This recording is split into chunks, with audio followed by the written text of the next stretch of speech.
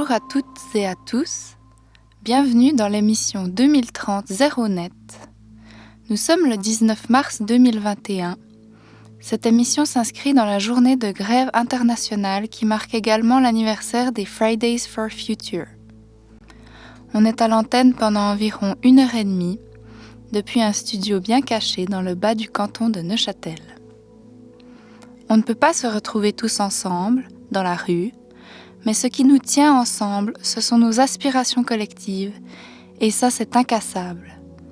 L'idée de cette émission, c'était donc d'entrer en résonance, en étant créatif, malgré la distance. Je tiens à dire qu'à la base, nous devions être 2 à l'animer. Malheureusement, Maxime, qui a préparé cette émission avec moi, est malade, et malgré du repos et des compotes livrées par sa mère, il l'est encore trop pour se déplacer aujourd'hui. Bisous à lui qui a fait un grand travail depuis plus d'1 mois, notamment pour organiser et récupérer de nombreux enregistrements qu'il a demandé à des personnes d'horizons divers et que vous allez découvrir tout soudain au fil de cette émission. Je me sens bien seule sans mon acolyte, mais nous voulions quand même maintenir cette émission aujourd'hui. Au sommaire, des informations sur les actions de la grève du climat, sur la grève pour l'avenir, des capsules sur des thématiques spécifiques, de la musique choisie et surtout un open mic avec des textes, poèmes, chansons créés par vous et pour vous.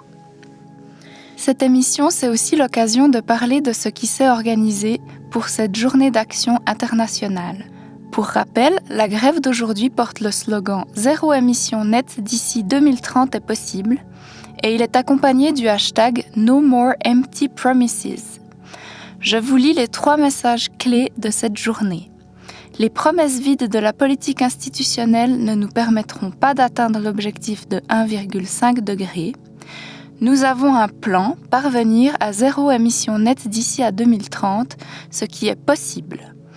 Il vaut alors la peine de lutter pour cette vision en participant entre autres à la grève pour l'avenir le 21 mai 2021. Les grévistes du climat n'ont pas chômé pour mettre sur pied des actions décentralisées. On voit fleurir des banderoles dans les rues de la Chaux-de-Fonds et de Neuchâtel avec des slogans tels que « Justice climatique, justice sociale » ou encore « Il n'y a pas de planète B ». Elles sont dans les rues jusqu'à lundi et il faut préciser qu'elles ont été posées légalement, les autorisations ayant été demandées dans les règles de l'art. L'idée, c'est d'occuper l'espace malgré les restrictions. Au lycée Blaise Cendrars à la Chaux-de-Fonds, les élèves se sont affublés de badges verts de la grève du climat et ont animé des activités de mobilisation dans le cadre de leurs cours. Voici pour les actions à Neuchâtel. On écoute maintenant, premier morceau de notre sélection musicale, le titre des petits chanteurs à la gueule de bois qui pose une question légitime. Où sont donc passés les papillons ?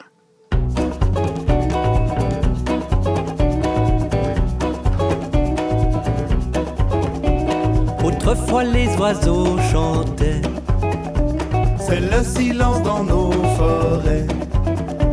même les canards chantent le chant du cygne. Pour la planète c'est pas bon signe.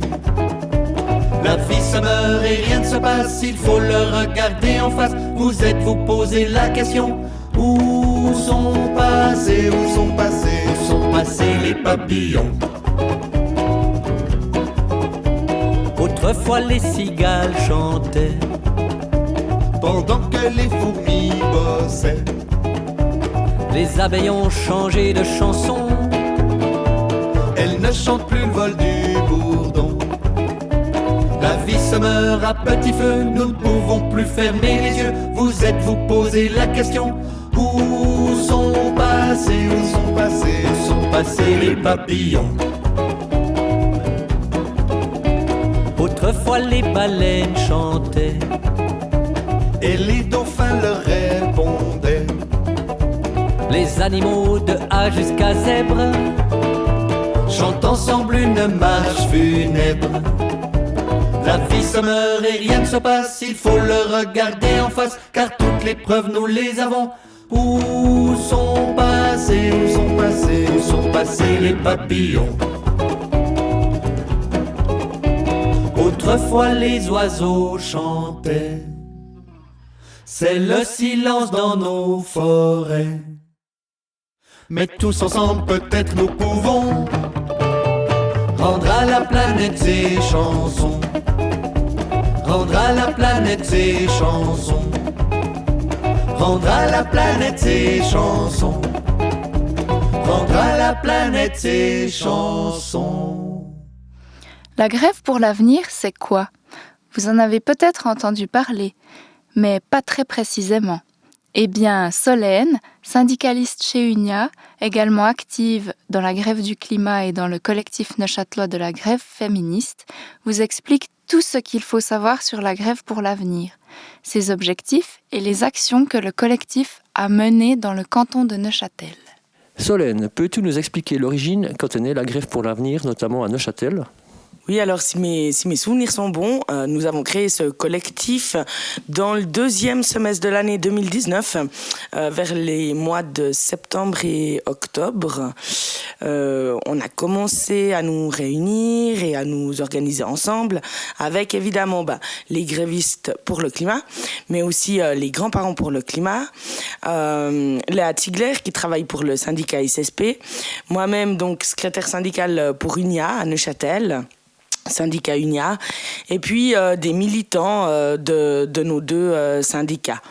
Et puis, en avançant peu à peu, on a trouvé qu'il était assez compliqué de se coordonner ou de coordonner nos actions avec les autres cantons ou régions. Et puis, du coup, en septembre 2020, on a mis en place une coordination nationale du mouvement de la grève pour l'avenir qui, depuis septembre 2020, se réunit environ une fois toutes les 6 semaines afin de réfléchir, de trouver des actions, mais aussi surtout de trouver des dates et des revendications communes au niveau national et puis qui correspondent aussi à toutes les organisations qui composent ce mouvement. Et quel est le but du mouvement de la grève pour l'avenir ?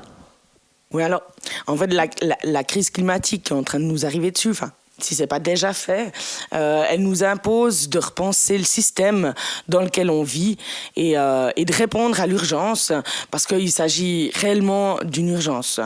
Quand on écoute nos élus et qu'on observe les mesures qu'elles et ils proposent, on a un petit peu l'impression qu'elles n'ont pas pris la mesure de ce qui est en train de se passer.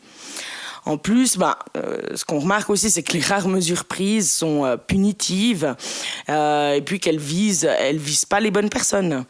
Donc, une politique écologique doit jamais être une politique des taxes qui ne font finalement que de creuser un peu plus les inégalités sans jamais prendre aucune mesure envers les investissements financiers ou envers les multinationales qui, soit dit en passant, nous ont tout droit menés dans cette impasse. Donc en fait, le but et la force du mouvement de la grève pour l'avenir, c'est de créer une convergence des luttes entre différents mouvements comme la grève pour le climat, les syndicats ou encore les collectifs pour la grève féministe, afin d'établir un réel rapport de force. Notre action, elle doit mettre la pression sur nos élus et proposer des alternatives aux politiques écologistes injustes. Pour ça, on doit être dans la rue, on doit manifester, on doit sensibiliser sans relâche et surtout en vue de la prochaine grande étape de la grève pour l'avenir qui est la journée d'action et de grève du 21 mai 2021. Est-ce que tu peux me donner quelques exemples de vos actions passées ? Oui, alors on a organisé différentes actions et manifestations depuis 2019. Je vais peut-être pas toutes les citer, mais disons, c'est bien de rappeler notamment la manifestation organisée à la Chaux-de-Fonds en novembre 2019 à l'occasion du Black Friday.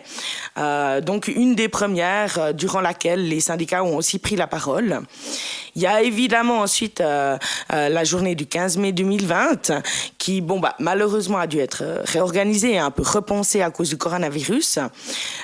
Mais je dois dire qu'on a quand même fait du beau boulot, quoi. Durant la journée, on a organisé une radio indépendante avec un programme 100% convergence des luttes et justice sociale et climatique. Et puis, aussi durant cette journée, simultanément à Neuchâtel et à La Chaux-de-Fonds, on a invité la population à nous amener des pierres, à venir les déposer à la Fontaine de la Justice, notamment à Neuchâtel, sur lesquelles ils auraient inscrit leurs revendications. On en a quand même reçu quelques centaines. Et puis ça nous a permis de voir que en fait, malgré la crise sanitaire, on lâche rien, les revendications sont là et elles continuent d'exister. Et puis, par la suite, donc, il y a eu la manifestation du 4 septembre 2020, entre deux vagues Covid, durant laquelle, en fait, on a réclamé la justice sociale et climatique en mettant en exergue les inégalités qui se sont encore un peu plus creusées à cause de la crise sanitaire. Et puis évidemment, on n'a pas loupé notre rendez-vous annuel du Black Friday, cette fois en 2020, durant lequel on a distribué à La Chaux-de-Fonds et à Neuchâtel la vraie fiche de salaire du Black Friday pour dénoncer cette course à la surconsommation et les conditions de travail exécrables du personnel de vente en Suisse pendant ces journées, mais aussi des personnes qui produisent ces marchandises dans le sud global. Ok, et finalement, vous revendiquez quoi pour les travailleuses et les travailleurs ? Bon, alors, on a plein d'idées. Je vais peut-être pas pouvoir toutes les citer. En revanche, ce qu'il est nécessaire de rappeler, c'est notamment 2 ou 3 points. Le fait que nous voulons une réduction de l'horaire de travail sans perte salariale, évidemment. On peut pas continuer à produire autant et on doit imaginer une meilleure répartition du travail entre les gens. En plus, il faut le dire, hein, les burn-out et les maladies du travail deviennent vraiment un véritable problème de santé publique qui pourrait s'atténuer avec la réduction de l'horaire de travail. Ensuite, nous devons repenser notre industrie et permettre aux travailleuses et aux travailleurs de se former à de nouveaux emplois écologiquement durables. Et puis, ça passe par octroyer systématiquement un revenu de transition écologique pour ces personnes. C'est extrêmement important que dans cette transition écologique de la société, personne reste sur le côté, quoi. Personne soit perdu en route. Et puis, on pense aussi qu'il est nécessaire maintenant de démocratiser les lieux de travail. Les salariés des entreprises doivent pouvoir donner leur avis sur la manière de produire, mais aussi sur les choix de production. Parce que finalement, c'est elles et eux qui sont les premières touchées dans leur corps et dans leur santé. Voilà, j'ajoute que la grève pour l'avenir tiendra des stands d'information ce samedi 20 mars au marché de la Chaux-de-Fonds et de Neuchâtel le matin. Et elle organise aussi une séance d'infos qui porte le nom « La grève pour l'avenir, c'est quoi ?» et « Comment se mobiliser ?» qui aura lieu dimanche à 17h sur Zoom. Les informations sont sur la page Facebook « Grève pour l'avenir Neuchâtel » ou sur la page Instagram du même nom.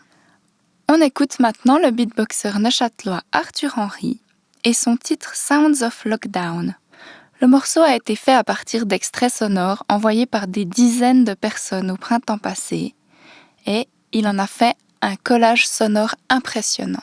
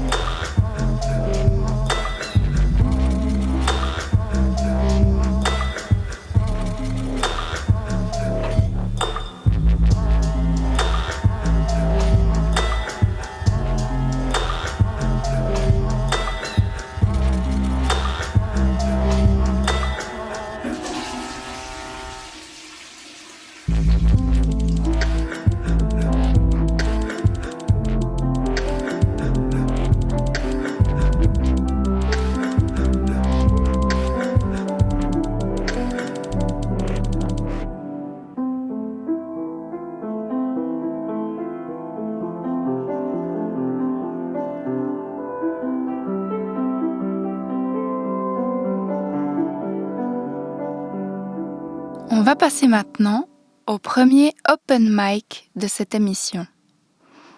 On est allé cueillir quelques mots à droite à gauche parmi nos réseaux pour trouver les bourgeons de lutte qui sommeillent chez les activistes du climat. On remercie d'ores et déjà toutes les personnes qui y ont participé. Et pour ouvrir cet open mic, on commence avec Justine, qui a écrit un texte qui s'appelle « On est là ». On est là, tous dans la rue.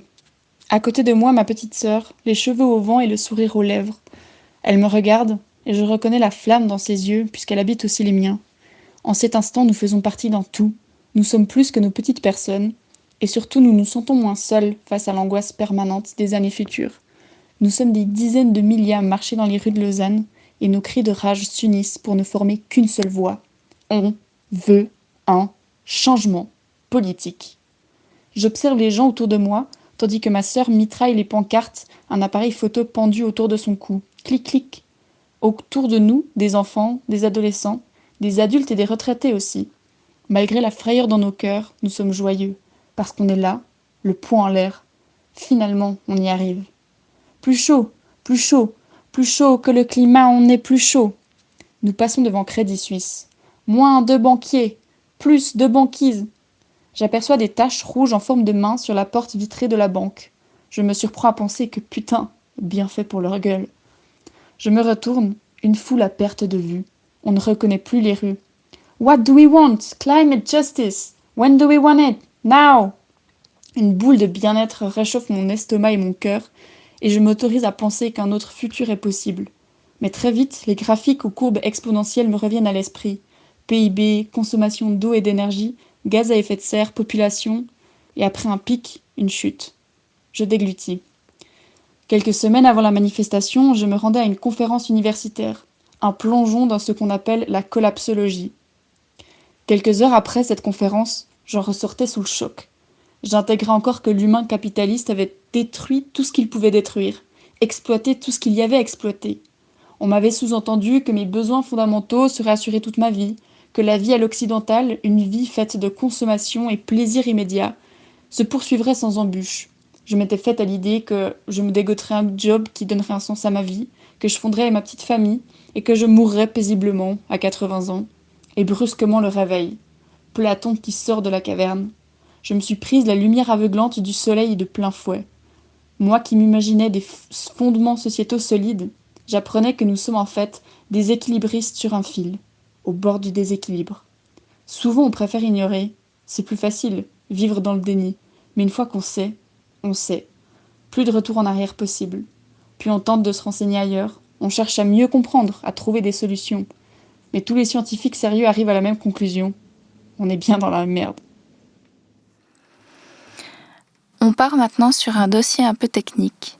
Francisca de la Grève du Climat Vaud, chercheuse à l'EPFL qui travaille sur les transformations de durabilité dans l'urbanisme et la mobilité, nous parle du système des compensations des émissions de gaz à effet de serre. Pourquoi on parle des compensations carbone ? Parce qu'elles sont un pilier central de la politique climatique de nombreux pays et organisations, comme par exemple les États-Unis, l'Union européenne, mais aussi de la Suisse. Et c'est aussi un pilier central de la nouvelle loi sur le CO2. Alors regardons déjà qu'est-ce que sont les compensations de carbone? Alors, c'est une politique qui consiste principalement de 3 mesures.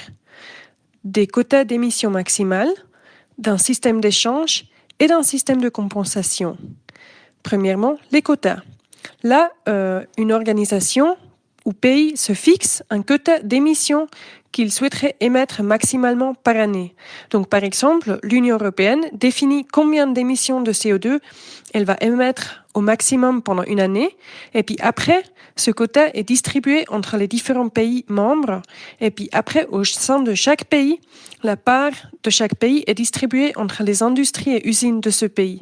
Donc, en gros, les quotas visent à réduire d'une année à l'autre les émissions de CO2 par le fait qu'on réduit d'année après année un peu le quota des émissions maximales que chaque organisation ou pays ou industrie peut émettre au cours d'une année. Donc voilà, les quotas définissent les émissions que chaque pays ou industrie ou usine ont le droit d'émettre pendant une année. Et donc, elles définissent aussi les réductions qui doivent être faites chaque année. Et puis le système d'échange veut assurer que ces réductions soient faites de la manière la plus efficace possible parce que voilà, on est dans un système capitaliste. Et donc l'idée, c'est qu'il y a des marchés où les usines ou industries qui peuvent réduire leurs émissions de manière très efficace peuvent vendre leurs droits d'émettre et où les industries ou usines qui peinent à réduire leurs émissions de manière efficace peuvent acheter des droits supplémentaires, donc peuvent s'acheter des droits de polluer davantage. Et troisièmement, les compensations. Donc en plus de ce système d'échange, il y a aussi un système de compensation. Avec ce système, on peut augmenter le quota total disponible en compensant ces émissions supplémentaires ailleurs, donc en dehors du système, donc soit en dehors du pays ou en dehors de l'organisation, donc l'Union européenne. Donc concrètement, on fait des investissements ailleurs qui réduisent les émissions de CO2 ailleurs et comme ça, on peut aller au-delà du quota qu'on s'est fixé pour son pays ou son organisation. Mais toutes ces différentes mesures, donc les quotas, le système d'échange et le système de compensation, ne marchent pas. Déjà de 1, les quotas sont trop élevés. Donc, quand on cumule tous les quotas que se sont fixés les pays du monde entier, on arrive à des émissions totales qui nous mènent vers une trajectoire de réchauffement climatique bien au-delà des 1,5 degrés Celsius. Donc, en fait, tous les pays, sous la pression des lobbies des industries polluantes, mais aussi parce qu'elles ont peur de perdre leur puissance et leur poids économique, se fixent des quotas qui, en fait, sont trop élevés. Deuxièmement, le système d'échange fait que les grands pollueurs peuvent continuer de polluer, tandis que les petits pollueurs font des efforts de réduction. Déjà de 1, c'est très injuste. La charge de réduction est donc mise sur les industries et usines qui contribuent déjà peu au réchauffement climatique. Et deuxièmement, c'est inefficace. Parce que pour réellement réduire les émissions de CO2, il faut des transformations structurelles justement dans les secteurs très polluants. Mais avec le système d'échange, les secteurs polluants continuent d'émettre autant de CO2 que d'habitude, alors qu'il n'y a pas de changement structurel. Et le système des compensations, il présente exactement les mêmes problèmes. Il est injuste parce que les pays qui ont historiquement beaucoup contribué aux émissions CO2 mettent la charge de réduire sur les pays qui ont historiquement peu contribué aux émissions de CO2. Ainsi, les mesures de compensation renforcent des structures impérialistes. Et puis deuxièmement, au lieu d'entamer les transformations sociétales nécessaires dans les sociétés occidentales industrialisées, on externalise la charge de réduction à d'autres pays qui sont moins industrialisés et dont les sociétés sont donc moins dépendantes du carbone. Donc de nouveau, on évite de faire les changements structurels sociétals nécessaires. Et puis troisièmement, c'est que les projets de compensation, donc les projets dans lesquels investissent les pays pour augmenter leurs quotas, souvent sont inefficaces parce qu'elles auraient eu lieu de toute manière. Donc au lieu de compenser des émissions ailleurs, on fait tout simplement des projets qu'on financie depuis la Suisse, mais que ces pays auraient mis en place de toute manière, comme par exemple la Suisse qui investit dans des transports publics en Inde. L'Inde, elle a actuellement pas du tout des transports publics, donc de toute manière, elle les développe. Et puis la seule chose que fait ce système, c'est que la Suisse les financie, mais c'est pas une réelle compensation parce que c'est des projets qui de toute manière auraient été mis en place. Donc voilà. Et puis c'est même pas juste des hypothèses. Les mesures de compensation Donc toutes ces 3 mesures, les quotas, les systèmes d'échange et les systèmes de compensation, ça ne marche pas pour réduire les émissions. Et c'est d'ailleurs, on le voit dans les données parce que ça fait quand même presque 20 ans que ces systèmes existent, par exemple en Union européenne, et puis les émissions continuent d'augmenter. Donc c'est vraiment des mesures inefficaces et injustes. Merci Francisca. Revenons maintenant brièvement sur les actions qui se sont mises en place aujourd'hui en Suisse pour cette journée d'action du 19 mars. Des sit-ins ont été organisés dans de nombreuses villes. Les militants ont été encouragés à s'asseoir par groupe de 5 sur les places, rues, carrefours, partout, pour occuper l'espace avec des pancartes. Je cite certaines villes dans lesquelles ces sit-ins ont eu lieu et sont peut-être encore en cours. Aarau, Baden, Bâle, Bellinzone, Berne, Fribourg, Lucerne, Olten, Saint-Gall, Winterthur, Zurich. Comme il fait un peu beau, on espère que vous aurez été nombreux à occuper l'espace et que ces actions auront été reprises dans les médias. Maintenant, nous écoutons la neuchâteloise Julia Dabala avec un titre de son album à venir, Calling Me.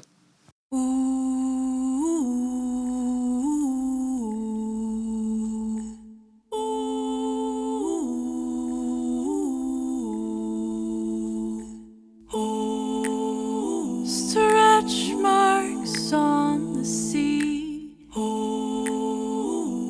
The road never seems to end. Sunlight freckles between the trees. I can feel it calling me. Calling, calling, calling. Feel. I can feel it calling me. Calling, calling, calling. Feel it calling out to me.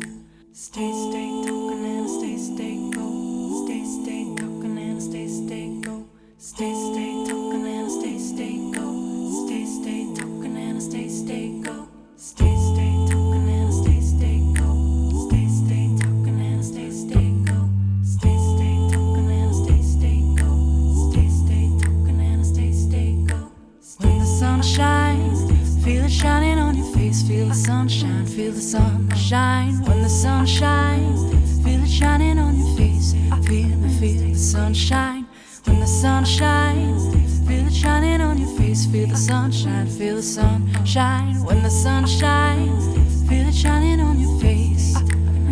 I don't need you when the sun shines. When the sun shines, to change my state of mind. When the sun shines, you and the sunshine.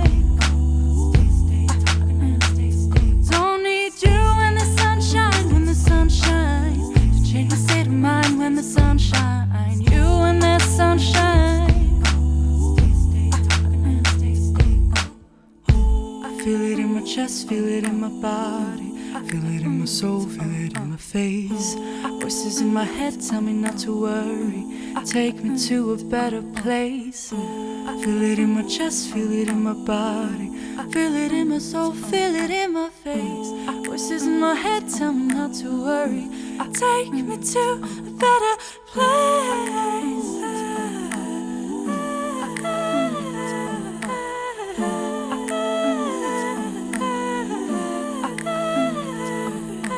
When the sun shines, feel it shining on your face. Feel the sunshine, feel the sunshine. When the sun shines, feel it shining on your face. Feel the sunshine.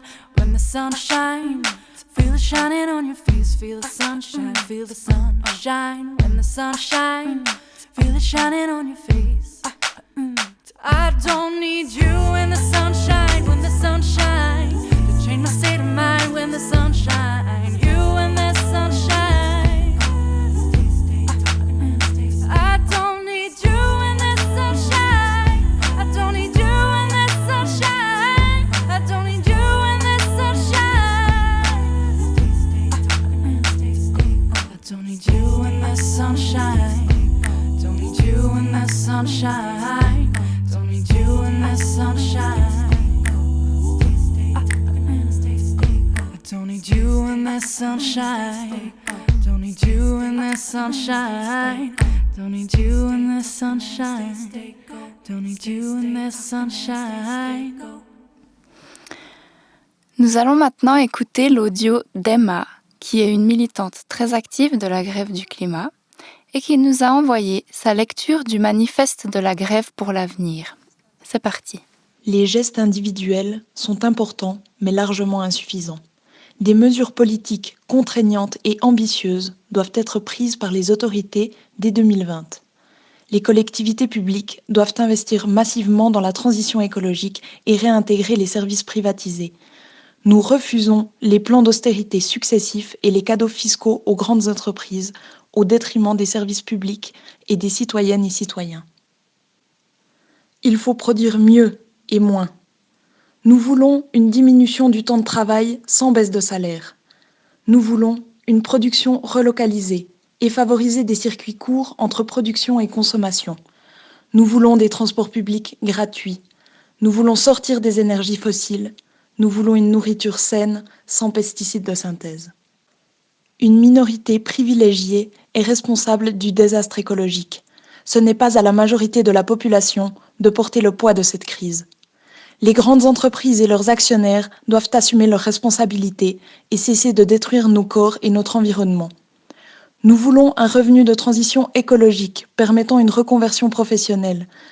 Nous voulons un accès facilité aux produits éthiques, aux prestations publiques, soins, formation et une valorisation des métiers d'intérêt public. Nous voulons une meilleure répartition des richesses. Nous voulons plus de démocratie, y compris sur les lieux de travail. Le changement doit être solidaire et international. Dans nos recherches de contributions externes, on a reçu un message du Mali de la part de Fousni Traoré, qui est un activiste du climat là-bas. Voilà ce qu'il a à nous dire. Je me bats pour la justice climatique parce que la planète est en danger, au point que notre avenir est menacé, pour ne pas dire hypothéqué. Au Mali, comme partout dans les pays sahéliens en Afrique, nous sommes frappés de plein fouet par les conséquences du changement climatique, alors que nous ne sommes pas responsables des émissions de gaz à effet de serre. Nous subissons les conséquences des pays polaires occidentaux. Nous voyons des sécheresses, l'avancée du désert et d'autres conséquences dévastatrices qui nous conduisent à la famine, à des maladies, aux conflits interethniques, à l'immigration clandestine et même pire, le terrorisme. Nous le disons, c'est parce que nous le vivons. À cause du changement climatique, mon pays, le Mali, est devenu un pays de guerre, au vu et au su de tous. Raison pour laquelle nous demandons la justice climatique et nous nous battrons pour la justice climatique. Et tant que j'aurai un souffle de vie sur cette terre, je me battrai pour la justice sociale, climatique et environnementale. Notre planète, notre génération, notre futur, notre combat. Ensemble, nous vaincrons. C'était un message de l'activiste malien Fousni Traoré, enregistré par Emma. Maintenant, encore un peu de musique, avec Junior Chaka et son titre Nouveau style, véritable hymne aux grandes mobilisations contre le dérèglement climatique. Laisse-moi chanter encore, si, que l'espoir n'est pas mort ici. Tous capitaines à bord, d'ici la tenir.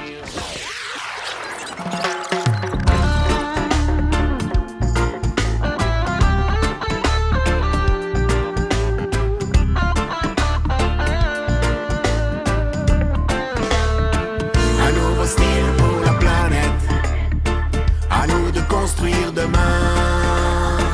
Un nouveau style pour la planète, le futur entre nos mains. Un nouveau style pour la planète, à nous de construire demain. Un nouveau style pour la planète, le futur entre nos mains.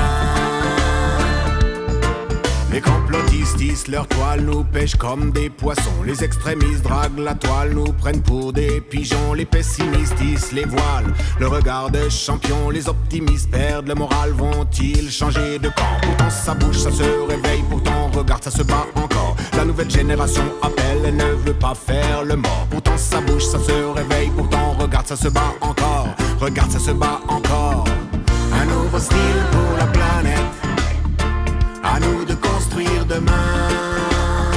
Un nouveau style pour la planète. Le futur entre nos mains. Un nouveau style pour la planète. À nous de construire demain. Un nouveau style pour la planète. Le futur entre nos mains. Des solutions, y en a plein et des belles à l'appel de ceux et celles qui essayent d'éviter les séquelles imposées par un système qui sème l'injustice et la haine de façon inhumaine. Bang, va falloir changer les choses. Bang, bang. Trop de perdants pour si peu de gagnants. Pour aller de l'avant, tout est à repenser. La nature et nous, en fait, on ne fait qu'un. En fait, est très basique, l'envie d'en prendre soin. Loin des querelles de clocher, les défis sont communs pour les filles et les filles qui grandiront demain. Go, go, go, go. Un nouveau style pour la planète. À nous de construire demain. Un nouveau style pour la planète. Le futur entre nos mains. Un nouveau style pour la planète. À nous de construire demain. Un nouveau style pour la planète. Le futur entre nos mains. Laisse-moi chanter encore, si. Que l'espoir n'est pas mort ici. Tous capitaines à bord, d'ici là tenir bon.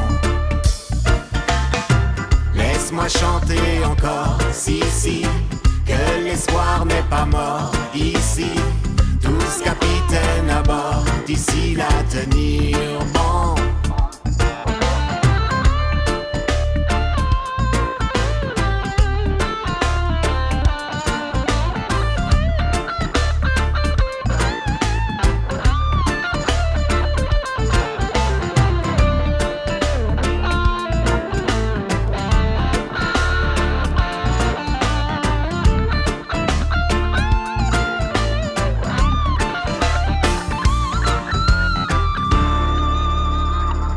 Maintenant, on va écouter une autre capsule sur un sujet spécifique. C'est Robin qui nous explique comment se passe l'élaboration du plan climat cantonal. Et je vous préviens, ça se passe pas très bien. Salut, moi c'est Robin de la Grève du climat Neuchâtel. Aujourd'hui, je vais vous parler du plan climat mis en consultation par le Conseil d'État neuchâtelois. La Grève du climat a été invitée à y participer et on peut déjà vous dire qu'on est loin d'être satisfait. Mais ce plan climat, qu'est-ce que c'est ? C'est un plan intersectoriel qui a pour ambition de faire baisser drastiquement les émissions de gaz à effet de serre dans le canton de Neuchâtel. Pour commencer, il faut quand même relever des points positifs. Déjà, le principe d'un plan climat intersectoriel est bon et même nécessaire. Ensuite, le fait d'à la fois lutter contre le réchauffement climatique et travailler à y faire face est une évidence. On voit dans ce plan une vision large et c'est très bien. Est-ce que ça veut dire que ce plan va dans la bonne direction ? Eh ben, pas totalement. On va passer brièvement en revue ce qui est bien, ce qui est insuffisant, mais aussi ce qui ne va pas du tout. Évidemment, ce plan pourra encore changer, et on espère qu'il changera. Et évidemment, on ne peut pas présenter tout le rapport en quelques minutes. Ce qui est bien donc, c'est d'avoir une vision globale, et d'à la fois vouloir réduire les émissions nettes, et faire face aux changements désormais inévitables et déjà amorcés. Certains points sont cruciaux, comme la protection et la revitalisation des puits de carbone naturels, notamment les tourbières. Mais il y a des points nettement moins satisfaisants. Déjà, l'objectif d'atteindre la neutralité carbone d'ici 2050 est largement insuffisant. Si on voulait suivre les recommandations du GIEC, déjà très modérées, il faudrait atteindre 0 émission nette d'ici 2030 au plus tard. Et ça, pour avoir 2 chances sur 3 de limiter le réchauffement global à 1,5 degré Celsius, ce qui est déjà énorme. Ensuite, ce plan manque presque totalement de mesures contraignantes. Les vagues soutiens étatiques et les taxes incitatives prévues notamment par la loi sur le CO2 ne permettent pas un changement drastique. Ça permet surtout aux grandes entreprises et aux riches de continuer sans rien changer, et peut-être même d'y gagner en écrasant leurs concurrents qui n'ont pas les moyens de faire face aux taxes, en se donnant bonne conscience. Par contre, l'effet sur le climat est très, très faible. Si on veut changer les choses, il faut des mesures contraignantes et conséquentes. On n'a plus le temps pour la politique des petits pas et les compromis mous.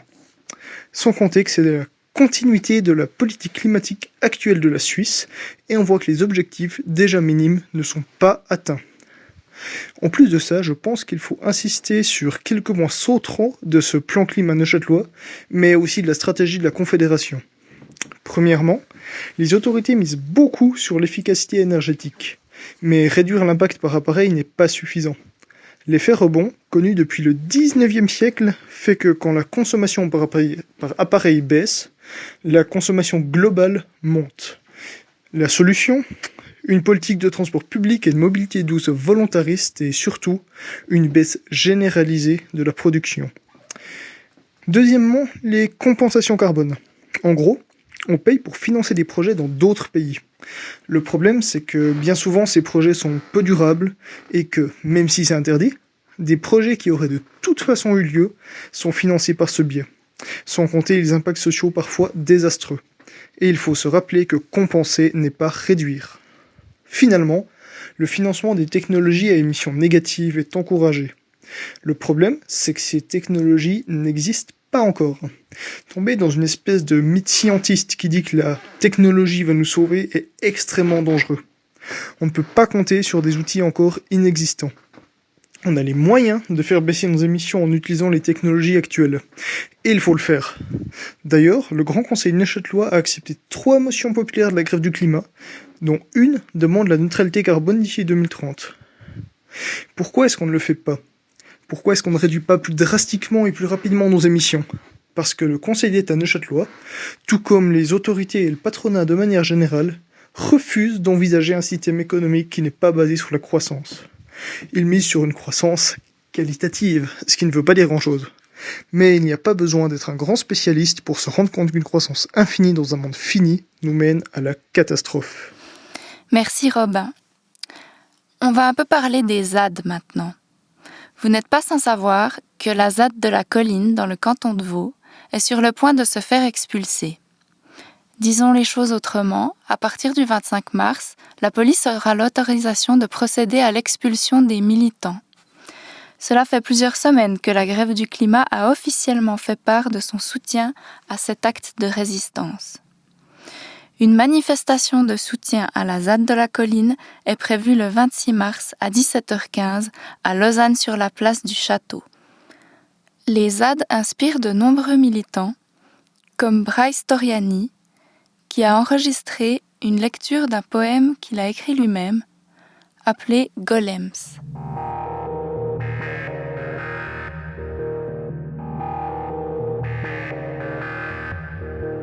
Mon pays ne veut pas entendre le cri des bêtes la nuit. Il ne veut pas. Il ne peut se résoudre à leur hurlement plaintif, à la douleur de leurs crocs plantés dans leur propre chair. Mon pays est de pierre. Son cœur absorbe la carrière qu'il s'est forgée des poussières de ces précieuses montagnes, d'où s'écoulent des ruisseaux jaunis par une peur impalpable, comme des billets de 500 francs.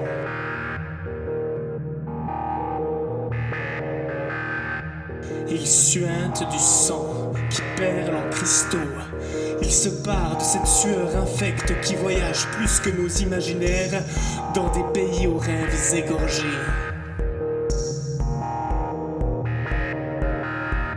Le mien est si fier de son eau qu'il l'emprisonne dans le plastique. Il l'exporte gazéifié de son mépris et importe de belles larmes depuis des sols asséchés.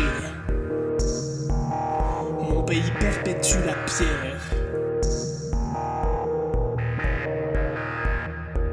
Il chante des incantations ancestrales pour clamer que puisque l'on a vécu hier, demain n'existera que s'il copie hier. Et quiconque ose sans honte remodeler cet hier aux douces odeurs réveille cette peur d'un rien qui pillerait nos chaises de jardin d'un blanc immaculé. Mon pays nie que la pierre s'érode, battu par ses fleuves immatériels. En son temple d'ivoire, il refuse de croire. Il rêve aux golems et à leur masque d'argile, et repose d'un songe tranquille. Pierre qui roule sur la pierre, parade plate sans peinture, décor de dorure carmin, garde le secret du lendemain sous une couche de vernis. Cela ruissellera, me dit-on. La crème du mensonge fait une jolie mousse dans le café. Alors buvez encore. Buvez encore. L'immobilisme, c'est de l'or.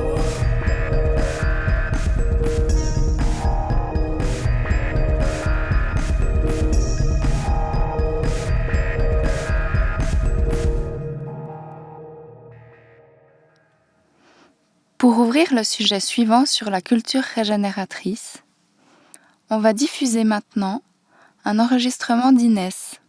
On lui a posé quelques questions et elle a eu la gentillesse de partager avec nous une partie de sa vie qui a vraiment pas été facile. Je m'appelle Inès, je milite pour les jeunes pop et j'ai milité pendant plusieurs mois pour la grève du climat à Fribourg. Je pense que j'ai fait un burn-out il y a environ une année, un burn-out militant. Je m'en suis rendu compte quand une fille avec qui je travaille m'a fait remarquer que la personne que je disais que j'avais jamais vue était en fait passée 2 heures plus tôt et qu'on avait discuté pendant plusieurs dizaines de minutes et que moi j'en avais aucun souvenir en fait. Je me suis dit que c'était vraiment, que ça devenait grave. Ça faisait un moment que je me rendais compte que je pouvais pas faire confiance à mes souvenirs, que j'étais moins concentrée, que j'avais un moins bon esprit de synthèse, que j'étais plus susceptible. Mais là, je me suis dit que c'était vraiment grave. Bien sûr, il y avait eu des signes avant-coureurs, si on veut, dans le sens où je me rendais bien compte que j'étais plus susceptible, plus sensible en général, que je voyais aussi que j'avais plus le temps pour rien faire, etc. Je me rendais compte, mais je me rendais peut-être pas compte de l'impact que ça pourrait avoir concrètement. Et j'ai l'impression qu'on se dit souvent, non mais moi ça va pas m'arriver, moi ça va aller. Grosse erreur. Et puis j'en arrive au stade juste où, du coup ouais, je voyais plus personne et puis surtout je voyais même plus de sens en fait à ce que je faisais parce que j'avais même plus vraiment le temps de réfléchir, de me poser des questions et puis de m'informer. Et je crois que ça c'était quand même ce qui avait de plus terrible. Puis en même temps c'est aussi ce qui m'a permis maintenant peut-être de ralentir un peu le rythme, dans le sens où, ne voyant plus de sens, il y a certaines choses que j'ai arrêtées et du coup ça m'a peut-être permis de récupérer un peu. Après c'est difficile à gérer parce que on se dit c'est urgent évidemment, c'est l'urgence climatique en l'occurrence ou l'urgence sociale et du coup évidemment on a envie de se donner à 200% et de se dire on va tout changer maintenant, mais c'est difficile de savoir ce qu'on met en priorité parce que on se dit oui c'est pas moi qui compte avant les autres, il y a une priorité qui est urgente, puis d'un autre côté il y a un moment où on n'est juste plus utile du tout non plus, donc même si on pense juste pour la question de la lutte, c'est pas pertinent non plus. Donc à l'époque je gérais pas du tout, je mettais juste en avant le militantisme, un point c'est tout, et maintenant je gère encore moins je pense, parce que j'essaye de me prendre du temps, j'essaye de militer quand même un peu, mais voilà quoi, j'essaye. Mais je pense que ce qui a été mis en place, et c'était pas vraiment volontairement, mais c'est juste que au bout d'un moment j'ai juste arrêté la grève du climat parce que j'en pouvais plus. Et ce qui m'a vraiment fait du bien, c'est de revoir mes proches en fait, de pouvoir passer à nouveau du temps avec mes proches parce que je le faisais plus en fait, simplement. Et ça je trouve que c'est extrêmement important. Donc je pense que c'est vraiment la chose à pas oublier. Quand on s'investit dans des luttes, que ce soit pour le climat ou autre, il peut arriver qu'on s'épuise. Et on trouvait intéressant d'en parler parce qu'on n'en parle pas souvent, alors que ça peut arriver à tout le monde. En plus, Savoir que le burn-out militant existe permet déjà de s'en protéger, en repérant les signes avant-coureurs par exemple. Donc, c'est la minute prévention pour vous, militantes et militants du climat. Mais pour aborder ce sujet, on voulait le faire de manière positive, en parlant plus globalement de culture régénératrice. Régénérer, qu'est-ce que ça veut dire ? Ça veut dire reconstituer quelque chose après des dégâts, ou réformer en amenant à un état jugé supérieur, ou encore rendre à quelque chose ses propriétés initiales. Moi, j'ai découvert ce principe dans une formation Extinction Rébellion. Selon le mouvement, si on veut du changement pour le mieux, ça doit passer par la culture régénératrice, qui est donc présentée comme un moyen, mais également comme une fin en soi. Et c'est là que vous allez, j'espère, comprendre le lien avec le témoignage d'Inès, c'est que ce principe s'applique autant au niveau de l'individu que pour un groupe, voire pour la société tout entière. Alors la culture régénératrice, c'est quoi au niveau de l'individu ?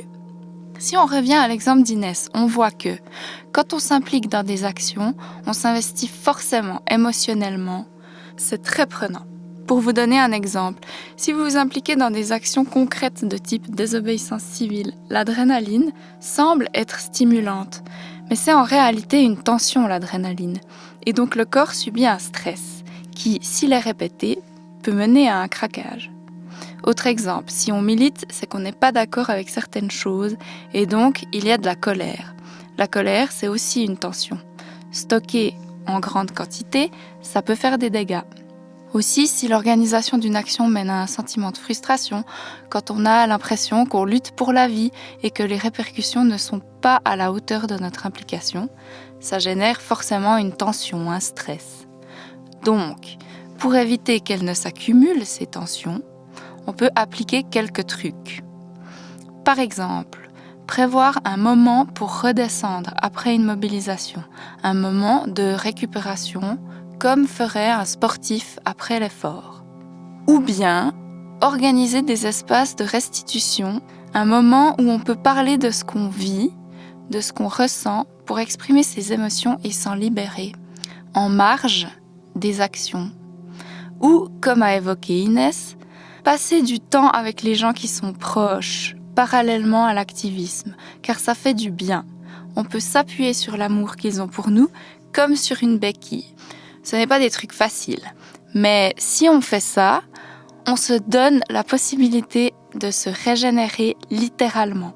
C'est-à-dire qu'à partir d'une ressource qui a été utilisée, consommée, on arrive à soigner les choses pour avoir à nouveau cette ressource intacte.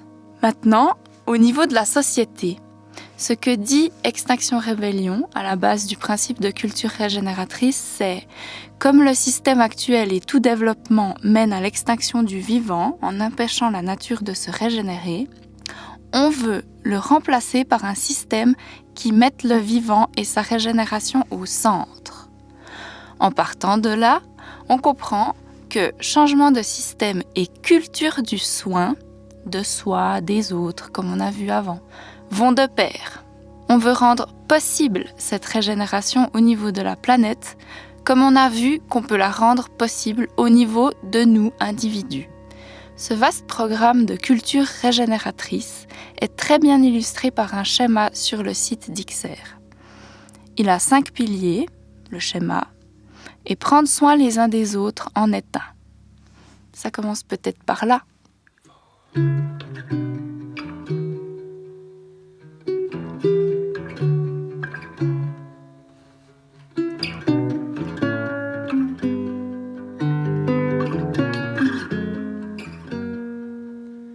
This palm tree is the hollow part of these stories I can keep, memories I don't need. I could recall it all, so I drama in my songs. Could also let it go, be it all forgot and left before I died. using this time and leave it all behind. All that's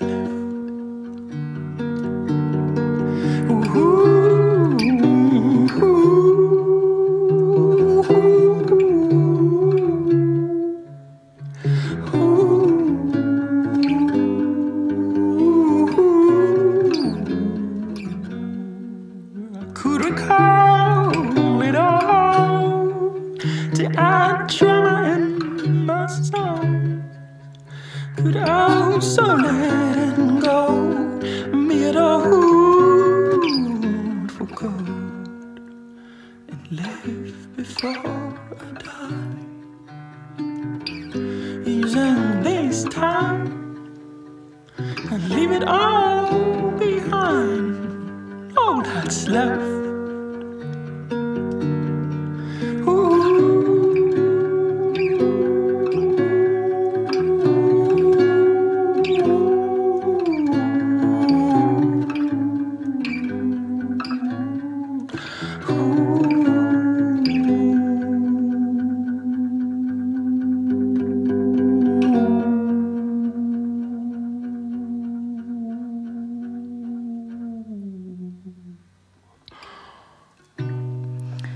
C'était Louis Youker avec son titre « Résilience ». Comme quoi, la culture du soin, ça passe aussi certainement par les oreilles. On va écouter maintenant un autre open mic que nous a envoyé Laura. Je n'en dis pas plus, tout est très bien expliqué dedans. Bonjour, nous sommes 2 étudiantes au Jean Piaget à Neuchâtel et à l'occasion de la journée d'action globale Fridays for Future, nous avons interviewé des élèves et recueilli leurs témoignages concernant les thématiques qui les touchent, comme l'écologie ou l'égalité des genres, leur engagement et les actions qu'elles mettent en place sur ces sujets. Parce que la parole des jeunes importe et que dans les lycées, ça bouge aussi. Nous avons entre autres interviewé Maël Burki, co-réalisateur de La Maison des Sanders, un film réalisé par un groupe d'adolescents neuchâtelois. Ce film, dont l'argent récolté a servi de donation pour l'initiative des glaciers, est à découvrir sur leur site internet sandersproduction.com. Donc en plus d'avoir réalisé notre rêve qui était de participer au NIF, on a voulu, avec le peu de pouvoir justement qu'on avait gagné, avoir une petite attention médiatique. On a aussi su qu'on allait avoir de l'argent puisque on allait faire payer nos billets. Et en fait, on pensait que le climat, même si ça n'avait rien à voir avec le thème de notre film qui est un film d'horreur, c'était quand même le thème qui nous touchait le plus tous. Et on a entendu parler de l'Association suisse pour la protection du climat qui a créé une initiative. On s'est dit ça serait super sympa en fait de soutenir cette initiative parce que justement elle aura vraiment, si elle passe, un impact sur notre vie courante. Au niveau politique, en tout cas, ça va refaire poser des questions et au pire, si elle passe pas, on devra en parler encore. Au final, on était très heureux parce qu'on avait récolté plus d'argent que prévu, donc on a fait ces donations pour un peu aider la cause. Voilà, toutes les interviews réalisées dans le cadre de ce travail seront disponibles prochainement sur le site de la Grève du climat. L'art est un moyen véritablement efficace de faire passer des idées, d'en défendre. Et aujourd'hui, la jeune génération est particulièrement inspirée par l'urgence climatique, évidemment. On écoute Léo Moreno qui nous parle d'Helvetia 2050, un spectacle d'impro un peu particulier. Hello, je m'appelle Léo Moreno et je voulais vous parler un peu du pouvoir de l'improvisation théâtrale avec Ligia Pavit et Damian Vega, qui sont des perles de la scène de l'impro genevoise. On a fondé l'année passée une compagnie qui s'appelle Impro Impact et qui a pour but d'utiliser les outils de l'impro pour sensibiliser la population, le public, à des thématiques qui nous semblent importantes, des thématiques de société, et notamment les problématiques environnementales, avec notre premier spectacle qui s'appelait Helvetia 2050. Le concept, en gros, c'est qu'on joue d'abord une longue impro d'une trentaine de minutes qui se déroule en 2050. Donc, on a fait des recherches scientifiques, on s'est documenté. On a Damian Vega qui a un master en sciences de l'environnement, Ligia Pavit qui est en psychologie. Moi, j'ai fini sciences sociales. Et du coup, on a essayé de construire un background assez solide pour prévoir une réalité, comment serait 2050, comment serait la vie en 2050, des personnages et tout ça, et comment évidemment le climat, la biodiversité, etc. auront évolué. Donc on joue d'abord une première scène dans cet univers fictif futuriste, et puis évidemment c'est pas très gai, c'est assez dystopique, parce que c'est réaliste malheureusement.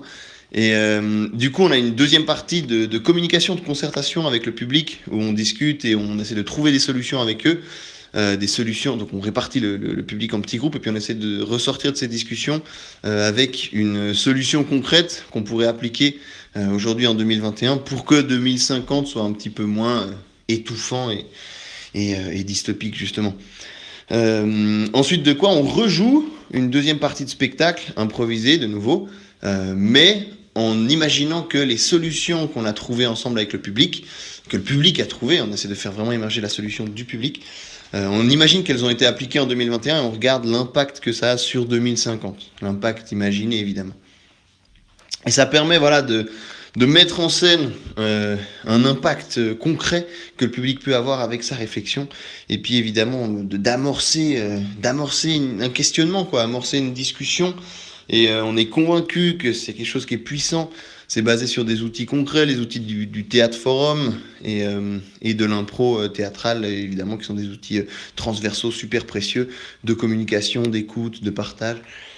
Et de créativité aussi, parce qu'il faudra de la créativité pour affronter les défis qu'on connaît.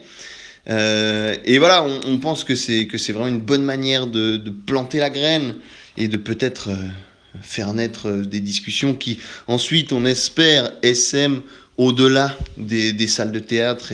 Et on pense que c'est comme ça que ça commence, en fait. Et mettre en scène par la fiction ces situations, ça permet d'investir émotionnellement le public immédiatement. Et on espère les toucher profondément, assez profondément, pour qu'ils aillent essayer de toucher d'autres gens à leur tour. Voilà, merci de votre attention. Big up à la grève du climat.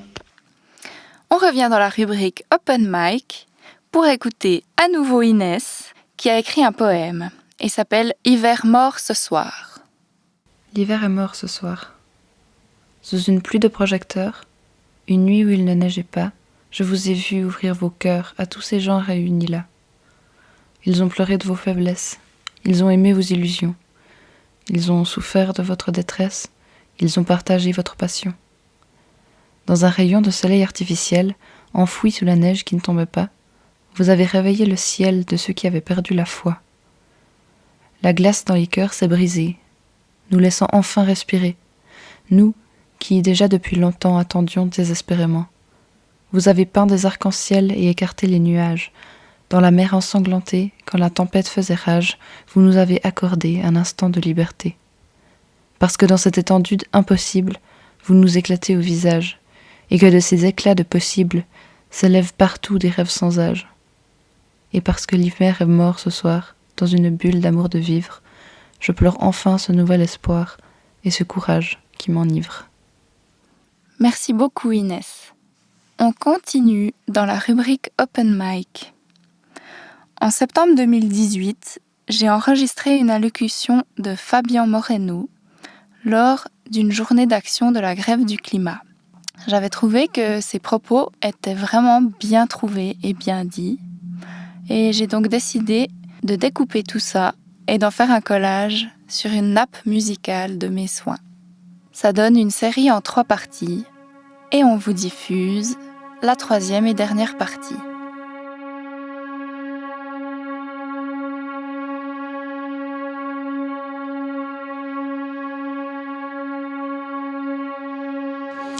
J'ai pas besoin d'être sûr de l'issue de mes actions pour agir.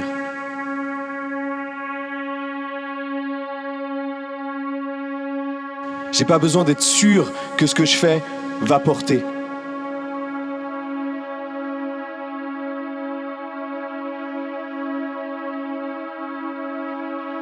J'ai pas besoin d'être sûr qu'on va réussir à changer quoi que ce soit pour agir.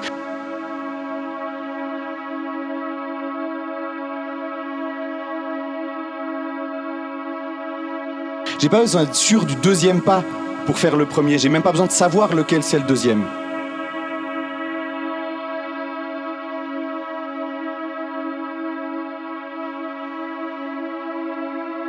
Juste le premier, juste celui qui vient après. Et si celui qui vient après, il me nourrit, alors c'est qu'on est dans le juste.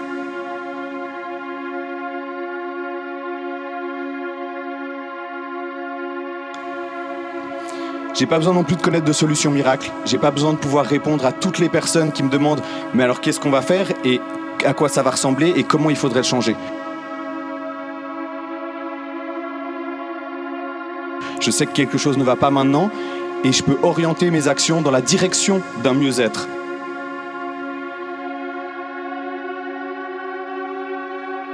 Sans savoir vers quoi ça va ou à quoi ça va ressembler. Personne n'a cette réponse-là et c'est normal de ne pas l'avoir.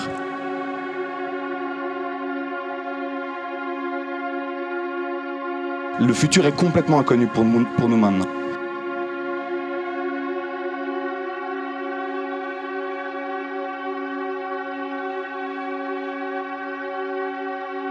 J'ai pas besoin non plus d'être parfait. J'ai pas besoin d'être un consommateur ou une consommatrice irréprochable pour agir dans le monde.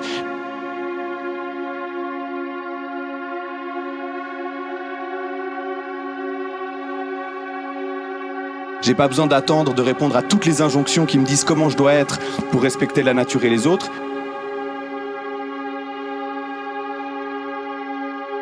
Si mon intention c'est ça et que je fais un petit pas dans ce sens-là, c'est déjà gagné. C'est déjà complètement gagné.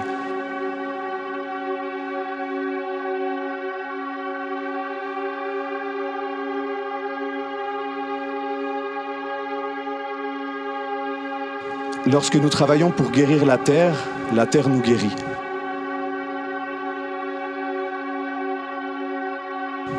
Mais en fait, j'avais envie qu'on puisse devenir des agents de guérison, avec juste des petits actes.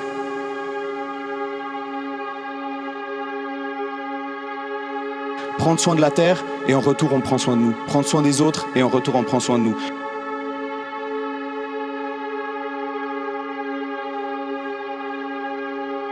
Et chaque chose qu'on fait dans ce sens-là, elle nous fait grandir, elle nous fait aller mieux, elle fait que le monde va mieux aussi.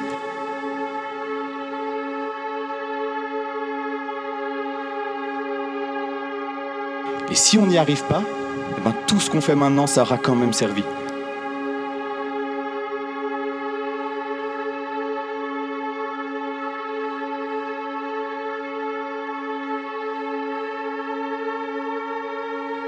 Parce que ça fait que le changement sera moins violent et qu'il sera moins dur et qu'on aura fait tout ce qu'on peut pour que ce soit un petit peu moins difficile.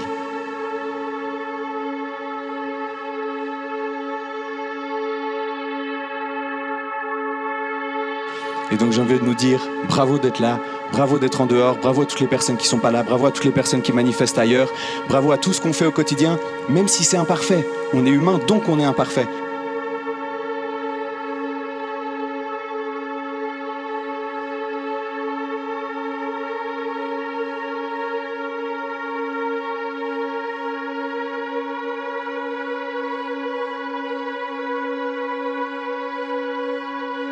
Que ça ne nous empêche jamais d'agir et continuons comme ça.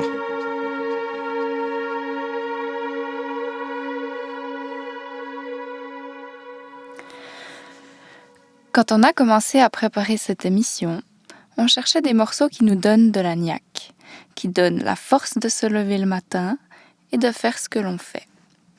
Tiger Song d'Emily Zoé est le choix de Maxime.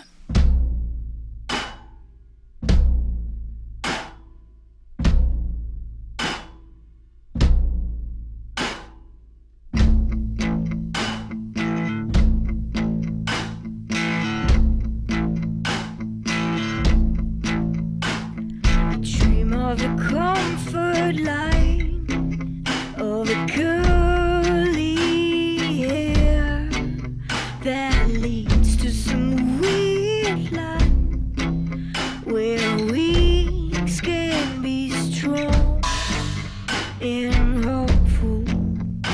Who will follow me there, I wonder. I still got my bags with me, just to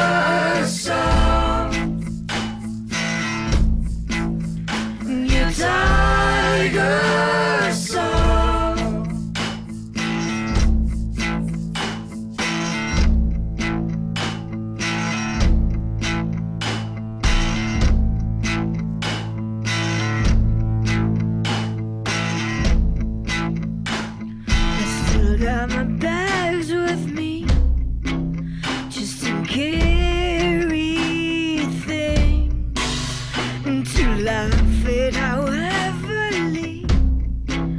I try to be strong, but I can't read the lines on my. I think I'm working for the biggest cause. Will you be there when I lose all hope? And I think I'm working for the biggest cause. Will you be there when I lose all hope? And I think I'm working for the biggest cause. Will you be there when I lose all hope? With your tiger soul, your tiger soul, with your tiger soul, your tiger soul, with your tiger soul, your tiger soul, your tiger soul, your tiger soul. Un improvisateur au nom mystérieux de Maître Miel nous a fait parvenir un poème légèrement décalé et très enragé. On écoute. Le miel ne périme pas. Le miel ne périme pas. C'est la plus belle assertion du monde. D'abord, parce que, comme c'est bien connu en poésie, le miel est un élément qui excite à merveille les 5 sens. Pensez d'abord à la vue. Un doux fil de miel qui coule de sa cuillère comme une cascade d'or. N'est-ce pas le plus beau des tableaux ? Pensez à l'odorat, l'odeur du miel. Qui n'a jamais eu de shampoing au miel ? Hein ? Et quid de Louis ? N'avez-vous jamais tendu l'oreille le matin pour mieux entendre votre partenaire mordre à pleines dents dans sa tartine de miel ? Et le goût surtout ! Quel goût divin ! Ne dit-on pas d'ailleurs que le miel c'est bzz bzz bzz bzz bzz bzz. Bon, je m'abstiendrai par contre de gloser sur le toucher parce que pour le coup, c'est juste ultra collant quoi. Bon. Le miel est, et vous êtes obligé de me le concéder maintenant, purement divin. Et le miel ne périme pas. Quelle métaphore! N'est-ce pas un message de la nature, un message de Dieu, du destin, un message de la vie, de qui vous voulez, qui nous dit « La beauté est éternelle. L'essence de la vie est toute puissante. L'extase est, était et sera. » Et c'est vrai, le miel ne périme pas. C'est scientifiquement prouvé. De quoi avons-nous besoin de plus ? On nous apprend que la beauté est éternelle et qu'en plus, c'est scientifiquement prouvé. Qu'attendons-nous pour sauver les abeilles alors ? Pour sauver les abeilles ? Pour protéger l'environnement ? Qu'attendons-nous pour sortir de nos voitures, les détruire et remplacer les routes par des champs de fleurs, hein ? Bon, je vais peut-être un peu loin quand je parle de casser les routes, c'est vrai. Mais quelque part, c'est pas si bête que ça. On devrait parfois aller un peu trop loin, non ? On devrait se bouger, on devrait arrêter d'attendre. On agit tous un peu, c'est cool. Mais si on continue encore longtemps à ce rythme-là, c'est le monde qui va périmer. C'était Maître Miel dans l'émission 2030 Zéro Net. Émission qui d'ailleurs va bientôt toucher à sa fin. On espère que le programme vous aura plu et que vous vous sentez stimulé après cette journée d'action. Malgré la distance physique imposée, il y a encore tellement de choses à faire on ne lâche rien. Et on écoute encore les petits chanteurs à la gueule de bois, qui, comme toujours, ont tout compris et nous le restituent avec leurs mots, avec un humour délicieux.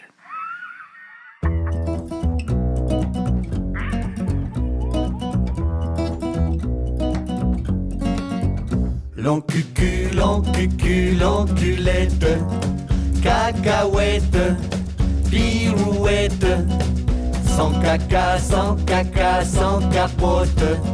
Ça pipi, ça picote. Et pour tous ceux qui quittent, et pour tous ceux qui pensent que le capitalisme donne à chacun sa chance, méfiez-vous les amis de sa petite vertu, car dès qu'il le pourra, il vous fera le cul. Le caca-pipitalisme, c'est une forme de catéchisme, mais il y a bien d'autres façons de se faire déchirer le fion. Le caca-pipitalisme, c'est une forme de catéchisme, mais il y a bien d'autres manières de se faire péter le derrière.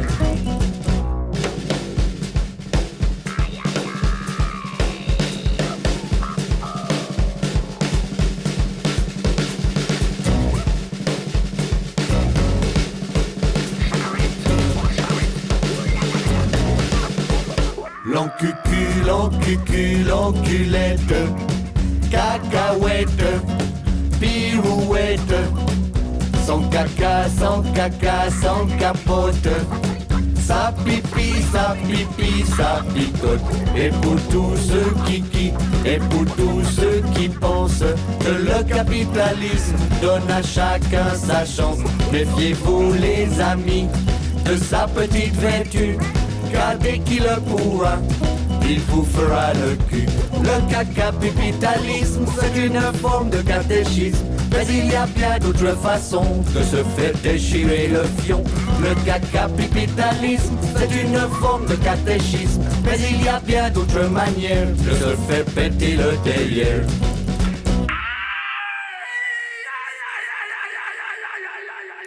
Voilà, l'émission 2030 Zéro Net touche à sa fin. Merci à vous, auditrices et auditeurs. Merci à Maxime qui a préparé cette émission avec moi, mais comme je l'ai dit au début, il est malade et il n'a donc pas pu l'animer avec moi. Merci à toutes les personnes qui ont donné un open mic ou préparé une capsule militante. Merci à Tijani pour la technique et le prêt de son studio, et à Giancarlo pour la gestion du live sur Facebook. Bonne soirée à toutes et à tous, et générique de fin.